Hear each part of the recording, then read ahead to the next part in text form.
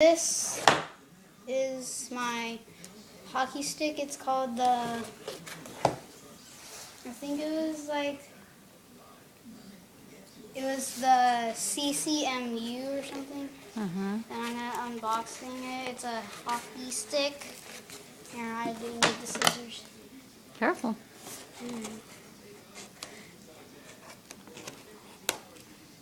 I hope I don't cut Want me to do it?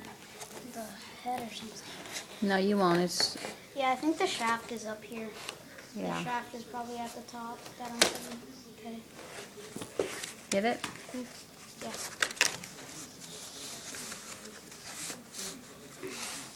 What is it? Oh, wait, I feel it. Oh, whoa. Whoa, that's nice. Whoa. There it is. Okay, stand back so I can get it all in the picture. All in the video. Okay. Whoa, Zach. It has a nice curve on it. It does. Is that the right Yeah, curve? this is a nice curve. Really good. Okay. You want more of a curve because Yeah. his stick is more flat. More straight, isn't it? Yeah. Junior Flex 50. This is a wooden shaft, but then feels like a composite blade. Cool.